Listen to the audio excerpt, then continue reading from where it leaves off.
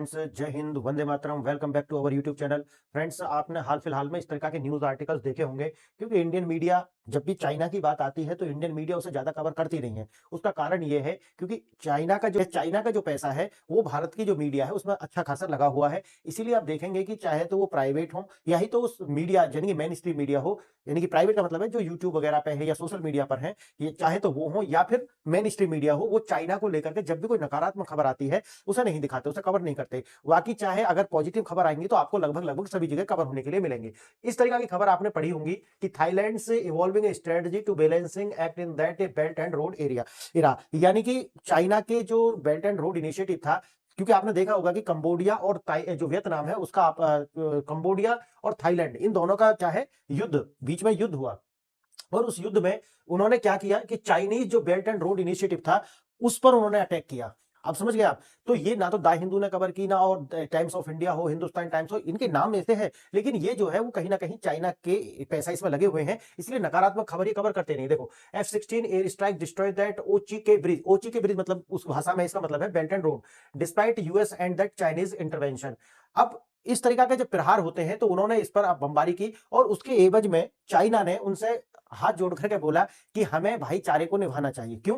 क्योंकि आप जानते होंगे कि ताइवान है, ताइवान के युद्ध में चाइना को भी मुंह की खानी पड़ी थी और उससे पहले यूएसए को भी मुंह की खानी पड़ी थी। इसीलिए जो साउथ ईस्ट एशियन के जो नेशन है उनसे जो चाइना है वो पहले से ही भयाक्रांत रहता है। तो आज हम इसी पर बात करने वाले हैं कि चाइना जो है वो किस तरीका का देश है, यानी कि वो एक कागज का शेर है, यानी कि जो उसकी मिलिट्री या उसकी एयरफोर्स, उसकी नेवी, उसकी बहुत ज्यादा बात होती है। और बात यह भी होती है कि चाइना जो है किस तरीका से साइंस एंड टेक्नोलॉजी में लीड कर रहा है पूरी दुनिया को। लेकिन साथ ही साथ में हमें उसका दूसरा पक्ष भी देखना चाहिए कि वास्तव में जो चाइना है वो एक कागज का शेर है, यानी कि वो कागज पर शेर ज्यादा है, अगर फिजिकल बात आती है, जमीन पर बात आती है तो वो टिक नहीं पाता है, छोटे से कंट्री से भी नहीं टिक पाता है।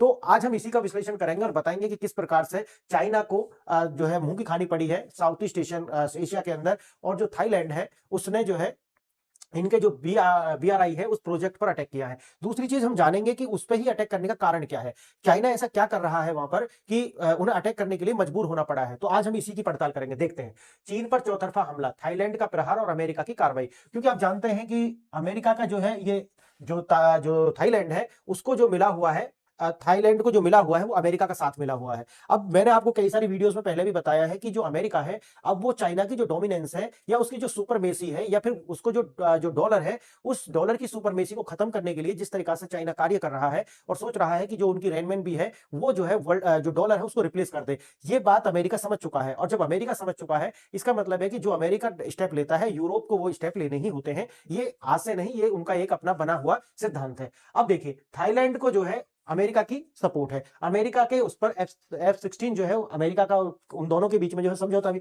अब थाईलैंड का अगर अमेरिका के साथ समझौता है तो भारत भी, आप समझते हैं कि भारत के साथ भी इनके जो डिफेंस डील्स वगैरह है, तो भारत के साथ भी इनका है। लेकिन भारत जो है वो डायरेक्ट तो किसी देश से उलझता नहीं है, लेकिन भारत भी ये नहीं चाहता कि जो चीन है वो दिन पे दिन स्ट्रांग होता चला जाए, क्योंकि आने वाले टाइम में फिर वो हमारे लिए ही समस्या क्रिएट करने वाला है। अब होता क्या है, जैसा कि मैंने आपको शुरू में बताया था, कंबोडिया में चीन के जो बेल्ट एंड इनिशिएटिव बनना है, थाईलैंड और कंबोडिया का हुआ है युद्ध। उस युद्ध में जो है कंबोडिया पर तो अटैक किया ही, लेकिन चाइना का जो बीआरआई है उस प्रोजेक्ट पर भी इन्होंने क्या किया है, बमबारी की है।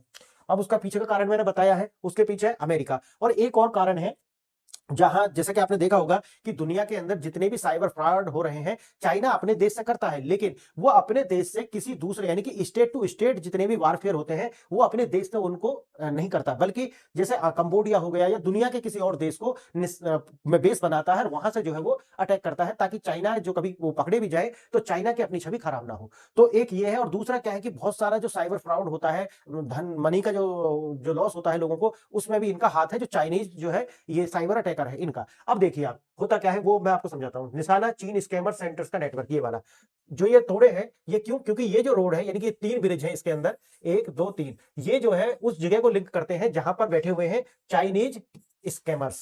ठीक, चीन की कमजोर प्रतिक्रिया, चीन ने, मैंने जैसे कि आपको बताया है कि जब ये कार्रवाई की गई तो चीन आग बबूला नहीं हुआ। क्यों?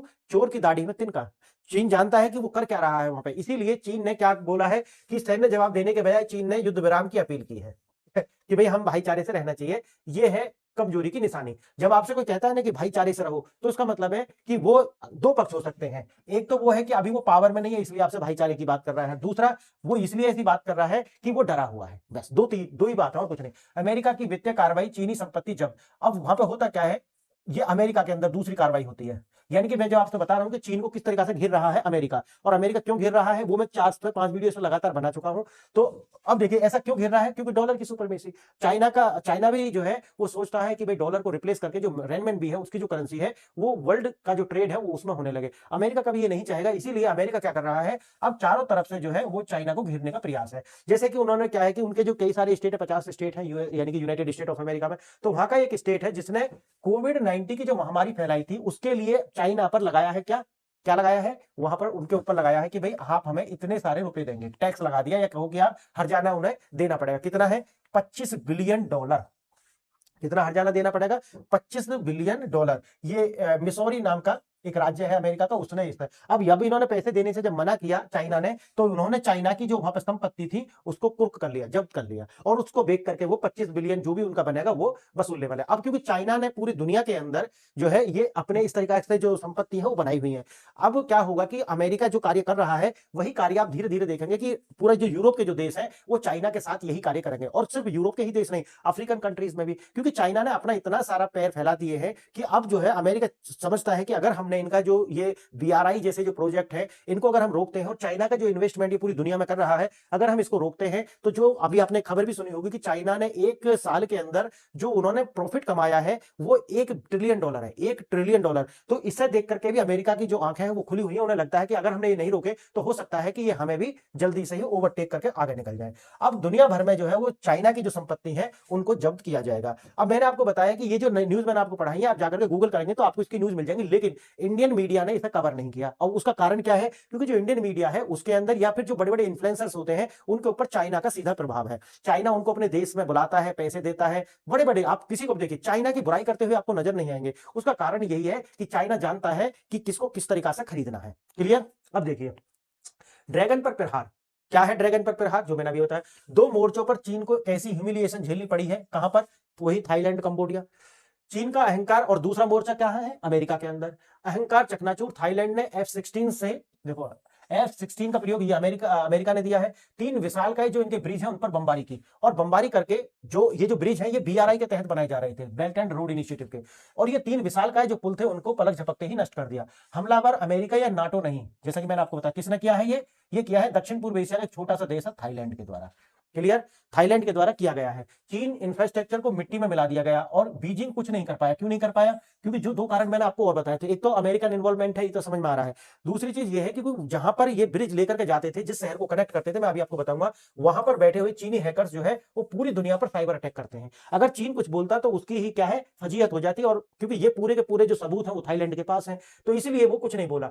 अजय चीन का मिथक टूटा। अजय चीन क्या है, अजय चीन ये है कि ऐसा मानते हैं कि भाई चीन एक बहुत शक्तिशाली देश है, जैसा कि एक हवा भी है उसकी, है ना, कि भाई इतनी बड़ी इकोनॉमी है, इतनी बड़ी सेना है, और साइंस एंड टेक में भी, चाहे डिफेंस में टेक्नोलॉजी का जो प्रयोग हो उसे लेकर के कि भाई चाइना ने ये बना लिया, चाइना ने बहुत ज्यादा हवा है उसकी। तो ये सब लेकर के क्या है कि ये एक मिथक बनाया गया है। ये जो मिथक है ये लगातार जो है इस तरीका के छोटे छोटे देश इनके मिथक को तोड़ रहे हैं। थाईलैंड के एक हमले ने चीन द्वारा वर्षों से बनाए गए उस प्रोपोगेंडा को ध्वस्त कर दिया है, जिसमें बताया जाता था कि जो चीन है वो अजेय है। अगर देखो थाईलैंड ये कर सकता है तो अमेरिका आप जानते हैं अमेरिका के पूरे देश दुनिया के अंदर, पूरे के पूरी दुनिया के अंदर क्या है, जहाज है, और वो जहाज है लड़ाकू, यानी कि और पूरी दुनिया के ऊपर ही अमेरिका का एक डायरेक्ट इनडायरेक्ट प्रभाव है।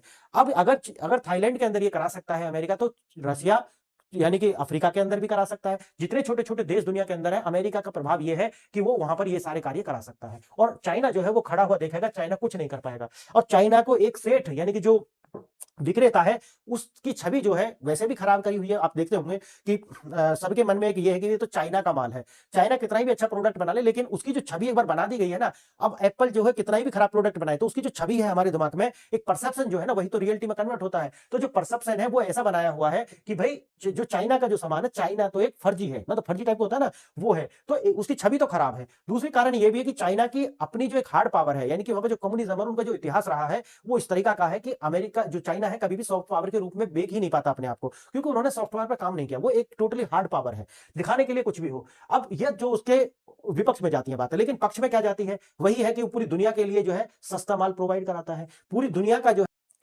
तो जहां चाइना की कमजोरियां हैं, कुछ उनकी विशेषताएं भी हैं। अब आप देखते हैं, जैसे ये सिर्फ एक ब्रिज नहीं थे, चीन की अवैध साम्राज्य की लाइफलाइन थे। जैसा कि मैंने आपको शुरू में बताया कि ये ब्रिज नहीं थे सिर्फ, बल्कि क्या थे, ये चाइना की एक वो लाइफलाइन थे जहां बैठ करके चाइना के जो हैकर्स हैं वो पूरी दुनिया में अपने जो है स्कैम कर रहे हैं, और स्टेट जो दूसरे स्टेट्स हैं उनके प्रति युद्ध छिड़े हुए हैं। ठीक है, स्कैम का सेंटर है, जैसे मैंने आपको बताया, ये है जल क्रिमिनल, यानी कि तीसरा ब्रिज, ये 3 ब्रिज के नाम दिए गए हैं यहाँ पे, जो कि एक शहर को जो है जोड़ते हैं। थाईलैंड का लक्ष्य इन पुलों को नष्ट करके एक बहुत बड़े नेटवर्क की जीवन रेखा को काटना था। ये पुल कंबोडिया के लालेस, ये है शहर, वो ये जो मैं आपको बता रहा था, एक लालेस क्षेत्र को जोड़ते थे, और लालेस जो है वो अवैध अर्थव्यवस्था का एक क्या है, पोषक है। जितने भी चाइना की जो अवैध कारोबार है वो इसी लालेस क्षेत्र के अंदर है, और वहां पर जो है बैठ करके चीनी स्कैमर्स पूरी दुनिया पर यानी कि अपने जो साइबर युद्ध है वो छेड़े हुए हैं। कंबोडिया से पूरी दुनिया पर हमला, सीसीपी समर्थित चाइनीज कम्युनिस्ट पार्टी, माफिया का स्कैम नेटवर्क। ठीक, इन केंद्रों ने भारतीय और अमेरिकी बुजुर्गों सहित, यानी कि आप जानते होंगे ना कि कॉल आती हैं, वो स्कैम करके आपके अकाउंट को खाली कर देते हैं सबको। बीबीसी ने भी इस पर एक रिपोर्टिंग की थी कि किस प्रकार से जो चाइनीज स्कैमर्स हैं वो पूरी दुनिया के अंदर, देखो ये स्कैम सेंटर यहाँ पर है, पूरी दुनिया को बैठ करके यहाँ से अटैक करते हैं, और चाहे भारत हो चाहे अफ्रीकन कंट्रीज हो, सब जगह से वो स्कैम कर रहे हैं। और उसका जो बनाया हुआ सेंटर है वो लॉलेस जो है कंबोडिया के अंदर लॉलेस क्षेत्र है वो है। बमबारी के बाद भगदड़, सूटकेस लेकर के नहीं भागे। अब जैसे ये बमबारी हुई तो वो लोग क्या है, सूटकेस या अपने सामान नहीं, बल्कि क्या लेकर के भागे, अपने सर्वर और लैपटॉप्स, क्योंकि डाटा तो उसी में है। तो ये दिखाई जा रहे, देखो इस तरीके से भाग रहे हैं लेकर के। तो ऑब्जर्वेशन क्या है, जब बम गिरे तो हजारों चीनी नागरिक अपनी जान बचाकर भागे, लेकिन साथ में ही क्या लेकर के भागे, लेकर के भागते हैं वो लैपटॉप वगैरह, क्योंकि डेटा उन्हीं में है। पेपर टाइगर बेनकाब। अब यहां से मैंने जैसे आपको बताया है कि जो चीन है उसकी जो छवि है ना वो कागज का शेर है। ठीक है, और जैसे ही उस पर अटैक होता है तो वो भाईचारे की बात करना शुरू कर देता है, शांति की अपील। जब भी शांति की अपील होगी तो समझिए कि आप उसके पीछे या तो कोई क्रूरता छपी हुई है या फिर वो डरे हुए हैं। चीन की प्रतिक्रिया, चीन ने जवाबी कार्रवाई की जगह क्या कही, बोला कि भैया शांति बनाकर रखो। ये है वांग यी ने, थाईलैंड यानी कि विदेश मंत्री है वांग यी, उनके द्वारा कंबोडिया को फोन कर युद्ध विराम, सीज फायर और भाईचारे की अपील की। वे अपने नागरिकों की रक्षा के लिए भी नहीं आए, क्योंकि अवैध गतिविधियों में वो शामिल थे, इसीलिए वो अपने नागरिकों की रक्षा के लिए भी नहीं आए। दूसरा मोर्चा, अमेरिका ने चीन के अरबों डॉलर के जो असेट्स हैं उनको शिकंजा कस लिया। दूसरी वाली जो खबर मैंने आपको बताई थी, उसमें क्या है कि अमेरिका का एक राज्य है मिसौरी, ठीक, उसके द्वारा जो मिसौरी स्टेट है उसने कोरोना फैलाने के उसमें इन पर लगाया है जुर्माना $25 बिलियन का। और ये जो $25 बिलियन है, अगर ये नहीं देता चीन तो उनकी जो असेट्स हैं उनको कुर्क करके वो पैसा वसूले जाएंगे। मिसौरी ने चीन सरकार पर महामारी को छिपाने, दुनिया में आर्थिक तबाही मचाने के लिए जो है ये मुकदमा दायर था, और वहीं से जो है इन पर जजमेंट आया कि इन पर जो $25 बिलियन का वो है कि इन पर जो है वो लगाया टैरिफ या एक तरीका से इन पर जुर्माना। यह सिर्फ शुरुआत है, अब 50 राज्य, यही 50 के 50 राज्य अमेरिका के साथ यही करेंगे, और धीरे धीरे अमेरिका से इनकी सारी संपत्ति की, उनकी संपत्ति जो आकूत संपत्ति है, चाइनीज जितने भी लीडर्स हैं, मैंने एक वीडियो बनाई थी, आपको पता होगा कि मैंने बताया था कि किस तरीका से जो चाइना है उसकी छवि खराब, या उसके जो नागरिक है उनको भड़काने के लिए अमेरिका ने अब धीरे धीरे से इनकी जितने भी अवैध कारोबार और जितने बड़ी बड़ी आकूत संपत्तियां इन्होंने अमेरिका के अंदर छुपाई हुई है, यूरोप के अंदर छुपाई हुई है, उनको वो ओपन कर रहे हैं, ताकि चीनी नागरिक जान सके कि हमारे जो नेता है वो कितने भ्रष्ट हैं। अब वो ये डोमिनो इफेक्ट आप जानते हो, मिसौरी की कार्रवाई जो है वो और जो बचे हुए 49 राज्य हैं उनको और प्रोत्साहित करेगी कि भाई हम भी, जब ये मिसौरी कर सकता है तो हम भी कर सकते हैं। इस तरीका से जो चाइना के नेताओं के और उनकी जो वहां असेट्स हैं उनको धीरे धीरे ये कुर्क कर लेंगे। और बात वही है कि भारत के लिए भी इसमें एक संदेश है, दुनिया आज जो कर रही है, भारत पिछले 5 साल पहले कर दिखाया। क्या कर दिखाया हमने कर दिखाया कि किस प्रकार से जो चीनी सैनिक है, चाहे तो वो गलवान में हो, गलवान में हमारे बलवानों ने क्या किया था ये आपको अच्छे से याद होगा, चाहे तो वो भूटान के अंदर, जहां पर ये तो 10 साल पहले की बात है, जहां पर वो हमारे और उनका जो स्टैंड ऑफ है वो हुआ था, और हम लगातार चाइना के आमने सामने खड़े रहे, हम कभी डरे नहीं। इसलिए भारत ने भी ये दिखा दिया कि जो चीन कर रहा है, चीन जो है जिस तरह की उसकी छवि आप बता रहे हैं उसके सामने कोई नहीं झुकेगा। और वैसे तो जो रसिया और ये यूक्रेन वार है उसने एक चीज सिद्ध कर दिया कि जो आगे वाले जो युद्ध होंगे उनमें जो युद्ध है उनकी कोई लिमिट नहीं होगी। यानी कि ये बता दिया कि उनकी कोई लिमिट नहीं होगी। जो जो हम कहते हैं ना कि भाई न्यूक्लियर वार, और ये न्यूक्लियर वार कुछ नहीं होगा, ये इकोनॉमिक रूप से जो है दूसरे देश को तोड़ा जाएगा, ये उन्होंने जो है सिद्ध कर दिया। और चाइना तो एक सेठ है, मतलब समझ रहे हैं ना, वो बनिया टाइप का है, उसे अपना व्यापार प्यारा है। अगर भाई वो युद्ध में जाएगा किसी भी देश के साथ में, तो चाइना फिर जो उसकी अपनी ताकत है वो उससे उससे जो है वो खत्म हो जाएगी। और साथ ही साथ में जो जिस बात के लिए उन्होंने अपनी जो जनता है उसके जो अधिकार है उनका हनन इसलिए किया हुआ है क्योंकि उनके लिए सारा कुछ डेवलपमेंट, पैसा और शोहरत ये सब मिली हुई है उन्हें। लेकिन अगर यही नहीं मिलेगी, समझ गए, तो फिर ये जो कम्युनिस्ट राज्य है चाइना, वहां पर बलवा हो जाएगा, वहां पर लोग सड़कों पर आ जाएंगे और सरकार गिर जाएगी। और एक नई सरकार, जो कि मैं कहता हूं हमेशा कि भाई अमेरिका जो है हर जगह डेमोक्रेसी बांटता है, तो अमेरिका को मौका मिल जाएगा एक डेमोक्रेसी बांटने के लिए। तो इसलिए जो चाइना है वो कभी भी इस तरीका की हरकत करेगा नहीं, और ना ही उसके अंदर वो ताकत है। भारत की जो हिम्मत है वो दुनिया ने देखी थी, और अब थाईलैंड ने भी उसी रास्ते को अपनाया है और चाइना को दिखाया है कि वो भी नहीं झुकेगा। जब से थाईलैंड ने भारत साथ हाथ मिलाया है, उसने भी वही हिम्मत दिखाई है जो भारत ने दिखाई है। भारत ने दुनिया को दिखाया है कि चीन का मुकाबला करने के लिए आपको न्यूक्लियर पावर होने की जरूरत नहीं, सिर्फ इच्छा शक्ति की जरूरत है। थाईलैंड ने वही चोट की जहां जहां जो है मैक्सिमम उनको जो है दर्द होगा, क्या? हाँ, आर्थिक। मैंने जैसे कि बताया, चाइना जो है वो बस उसके पास एक ही चीज है, वो है आर्थिक, यानी कि पैसा। अगर उस जैसे ही उसका जो स्टेट है अगर वो आर्थिक रूप से कमजोर होता है, जो कि मैंने अभी शुरू में आपको बताया कि अमेरिका ने वही रास्ता अपनाया कि मैं इसको आर्थिक रूप से कमजोर करूंगा ताकि इनके जो लोग हैं वो एक दिन रोड पर आ जाए और स्वतंत्रता और आजादी की मांग करें, और बस मुझे मौका मिल जाएगा कि एक और डेमोक्रेसी मैं स्थापित कर दूं। ठीक, तो आप समझ रहे होंगे डेमोक्रेसी का क्या मतलब है उनके लिए। Dragon blooding from that 1000 cuts, यानी कि जिस तरीका से पाकिस्तान ने भारत के प्रति ये नीति अपनाई थी कि इंडिया ब्लीडिंग फ्रॉम 1000 कट्स, उसी तरीका से अब पूरी दुनिया ने मिलकर के, खासकर यूएसए ने मिलकर के ये नीति बनाई है कि हम ड्रैगन को 1000 कट देंगे। कहां पर? उनकी जितने भी बीआरआई है, आप चाइना आप देख रहे होंगे पाकिस्तान के अंदर जो बलूचिस्तान एरिया है वहां पर लगातार जो है दंगे हो रहे हो, आप कह सकते हैं, क्योंकि वहां पर भी यूएसए का वहां पे भी हाथ है।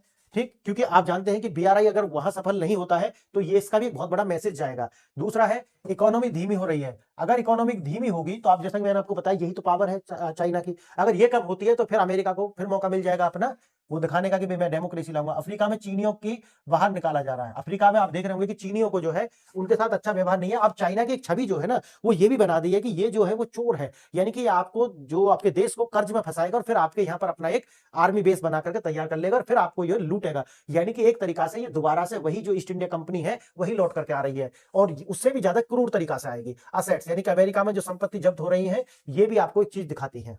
अनेक ब्रिज गिराए गए, हम हमारे बन रहे हैं। वो ये कि भारत जो है, अगर आप देखोगे चीन की जो छवि है वो खराब हो रही है, और भारत जो है उसको लेकर के आज भारत का कितना भी घाटा हुआ हो दुनिया के अंदर, लेकिन भारत की एक चीज है कि उसकी जो छवि है वो जरूर अच्छी हुई है। चाहे तो आज जो आप देखेंगे बांग्लादेश क्या कर रहा है, लेकिन इससे भी जो है कहीं ना कहीं एक चीज का जो संदेश सीधा गया है कि जो भारत है वो एक बड़ा देश है, और जल्दी से जब तक उसके मुंह में कोई हाथ नहीं डालेगा तो वो उनको कभी भी नहीं काटता। लेकिन अगर भारत तब जो बांग्लादेश के साथ जो करेगा वो जायज है, और उसको दुनिया बिल्कुल भी आलोचना कर नहीं सकती। क्यों? क्योंकि हमने जो बांग्लादेश है उसको छोटे भाई की तरह पाल पोस करके 1971 से यहां तक हम लेकर के आए, और आज वहां पर जो हिंदू हैं, और साथ ही साथ अगर एज ए कंट्री हम देखें तो भारत भी जो है वो भारत के ही साथ गलत व्यवहार कर रहे हैं, भारत के ही स्टेट्स को काटने की बात कर रहे हैं। तो अगर ये होता है और हमारी जो कार्रवाई होगी उसको दुनिया अच्छे से सराहेगी, मुझे ऐसा लगता है, और आप ये भी देख लेना कि ये होगा। ठीक, अब देखिए वियतनाम में जो हुआ था ये मैं आपको बताना चाहता हूं कि अमेरिका और चाइना दोनों ही मिट्टी के शेर हैं या कागज के शेर हैं। क्यों? क्योंकि आप जानते होंगे कि एक देश है साउथ ईस्ट एशिया में, वियतनाम ने सबसे पहले जो यूएसए के दांत खट्टे किए थे, और यूएसए के जो दांत खट्टे किए थे, वार चलाया था यूएसए वियतनाम वार, जो 1955 से लेकर के 1975 तक चला था, लगभग 20 साल। अब यहां पर जो अमेरिकन आर्मी है वो पूरी तरीका से बर्बाद होने के बाद वहां से निकली थी, और उसके बाद जो है आप देखेंगे कि 1979 यानी कि 1979 में चाइना और वियतनाम वार शुरू हो जाता है, जिसे बोलते हैं साइनो वियतनाम वार, और ये वार चलता है 1991 तक।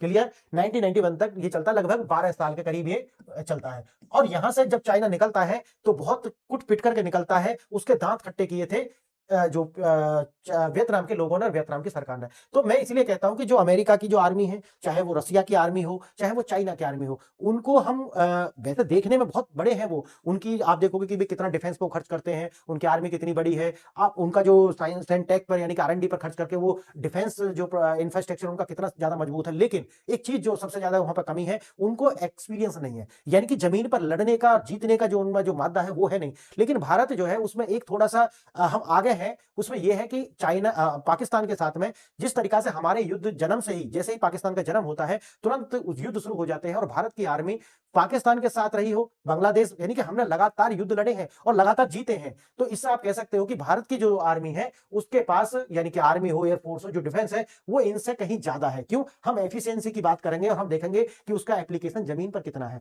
तो फ्रेंड्स, आज मैंने आपको ये जो बात बताई है कि चाइना और अमेरिका किस तरीका से जो ये मल्टीपोलर जो वर्ल्ड है वो किस तरीका से कार्य कर रहा है, और आज जो चाइना को आप देख रहे हैं, अमेरिका हमेशा से अब कोशिश करेगा कि किस तरीका से हम चाइना को तोड़ करके बना दें डेमोक्रेसी। और ये कहीं भारत के लिए फायदा है तो कहीं नुकसानदेह है। आगे इस पर बात करते रहेंगे, जब भी कोई टॉपिक आएगा भारत की मीडिया का उसे कवर करो या ना करो, लेकिन मैं आपके लिए वो सारी न्यूज लेकर के आता रहूंगा। तो आज के लिए इतना ही। आपने वीडियो यहां तक देखी, इसके लिए धन्यवाद। नमस्कार।